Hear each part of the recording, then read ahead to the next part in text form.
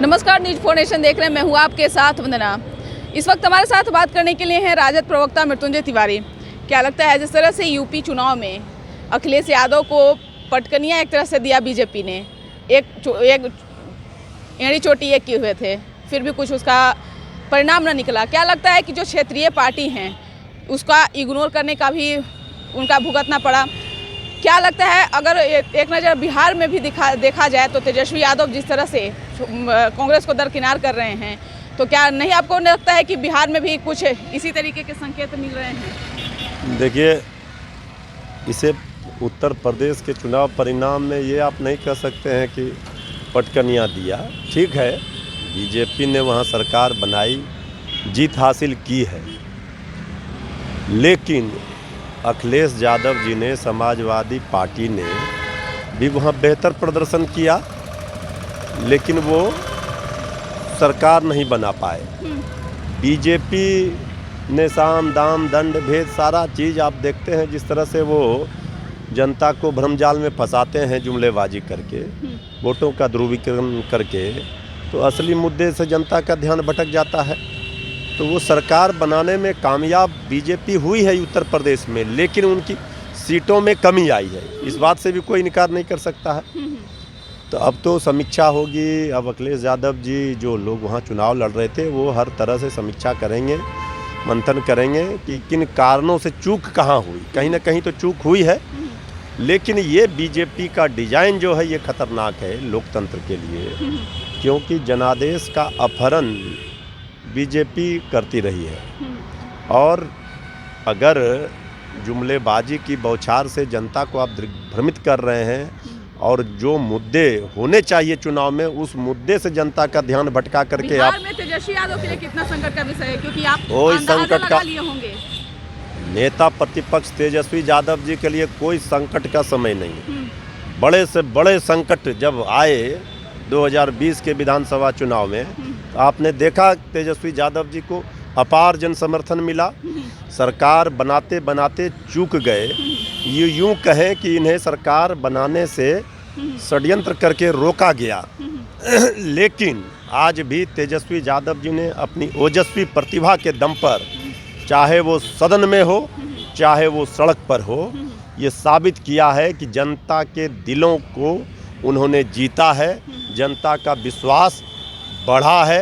अब तो राष्ट्रीय स्तर पर भी उनकी जो प्रतिभा है और जो विरोधी हैं वो भी बोलते हैं कि तेजस्वी यादव जी ने छक्के छुड़ा दिए हैं, पसीने छुड़ा दिए हैं विरोधियों को। तो देखिए, चुनाव में हार पिछले दशकों से अगर देखा जाए बीजेपी को मिल रही है कि जिस तरह से आप लोग कांग्रेस को इग्नोर करके चल रहे हैं, बिहार में इसका खामियाजा तेजस्वी यादव को नहीं। देखिए, इग्नोर करने का सवाल नहीं है। हम लोग तो राष्ट्रीय स्तर पर कांग्रेस के साथ हैं। ये तो हमारे राष्ट्रीय अध्यक्ष जी, नेता प्रतिपक्ष श्री तेजस्वी यादव जी सबने कहा है, इग्नोर करने का सवाल नहीं है। लेकिन ये बात भी सबको पता है कि राष्ट्रीय जनता दल सिर्फ बिहार में चुनाव लड़ती है, हम उनसे दूसरे राज्यों में सीट मांगने नहीं जाते हैं। तो कांग्रेस पार्टी ये बात अच्छी तरह समझती है कि राष्ट्रीय जनता दल को पूरी तरह से बिहार में ताकत होगी, तब ना राष्ट्रीय स्तर पर कांग्रेस को भी ताकत मिलेगी। तो अभी जिस तरह से जनता के मूड और मिजाज को लोग, बुखार जिसे जनता अर्श पर पहुंचाती है, रातों रात फर्श पर भी पहुंचा देती है। ये जो बुखार है, गुमार है, ये गुब्बारा बहुत दिनों तक बीजेपी का नहीं चलने वाला है, ये फटेगा। और 24 के पहले बीजेपी को ऐसी हार देखनी पड़ेगी जिसकी कल्पना उन्होंने नहीं की है, क्योंकि सत्ता में आकर के हर जगह, सत्ता में आने के बाद इन्होंने जनता का शोषण किया है। जनता के जो चेहरे पर मायूसी है, नौजवानों को देखिए बेरोजगारी की मार से परेशान, भुखमरी है, महिलाओं को देखिए, घर घर में देखिए गरीबों का थाली खाली है।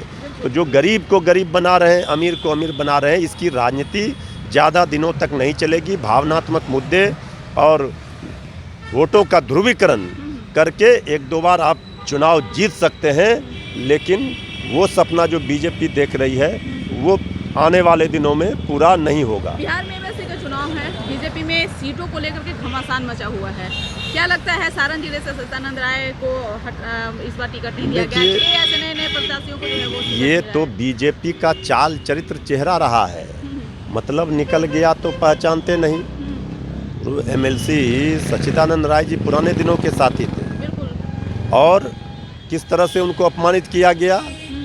अब समझ लीजिए कि बीजेपी के अंदर वो बेचारे पहले से ही घूम रहे थे, कर रहे थे। तो बीजेपी किसी को नहीं छोड़ती है, सबको अपमानित करती है। और अब समय आ गया है कि हर जात, हर वर्ग को, हर लोगों को बीजेपी से बदला लेना चाहिए। जिस तरह उन्होंने आज देखिए मुकेश सहनी का क्या हाल कर दिया, वो भी बेचारे जो है भटक रहे हैं। सच्चिदानंद राय जी मजबूत व्यक्ति थे, भाजपा ने उनको जिस तरह से अपमानित किया टिकट काटकर, अब तो ये तय करना है लोगों को। भाजपा पूरी तरह से जो आने वाले दिनों में बिखरेगी। और सच्चिदानंद राय के बेटे ने ठान लिया है कि सारण से अगर बीजेपी टिकट सच्चिदानंद राय को नहीं दिया है तो चुनाव लड़ेंगे। देखिए चुनाव तो हर व्यक्ति को जिन्होंने मेहनत किया है, जो अगर जनता का विश्वास जीता है, काम किया है, तो उनको तो लड़ना चाहिए। अब ये फैसला तो सच्चिदानंद राय जी को करनी है, लेकिन सच्चिदानंद राय जी के साथ जो बीजेपी ने किया है, इससे बड़ा और घटिया पार्टी का चरित्र नहीं हो सकता है किसी नेता कार्यकर्ता के साथ, जो उन्होंने आज सच्चिदानंद राय जी के साथ बर्ताव किया है उनका टिकट काटकर। बिल्कुल, बहुत बहुत शुक्रिया। तो आप सुन रहे थे कि क्या कुछ कह रहे थे राजद प्रवक्ता मृत्युंजय तिवारी। उन्होंने साफ तौर से कह दिए हैं कि जिस तरह से बीजेपी का रवैया रहा है तो ज़्यादा दिन तक के चलने वाले नहीं है। 2024 के चुनाव, लोकसभा चुनाव में उन्हें मुंहतोड़ जवाब मिलेगा। और साथ ही साथ सच्चिदानंद राय जो सारण से पूर्व में उनको टिकट मिलता रहा है, लेकिन इस बार के एमएलसी चुनाव में सच्चिदानंद राय को टिकट नहीं मिला है। इस बार उनके बेटे यानी कि IITN बेटे जो हैं वो चुनाव लड़ रहे हैं। इस पर साफ तौर से मृत्युंजय तिवारी का कहना है कि जो रवैया अपनाया गया है सच्चिदानंद राय के साथ बीजेपी ने जो किया है वो कहीं से भी उचित नहीं है। इसका बस इतना ही। बने रहिए न्यूज़4नेशन के साथ। धन्यवाद।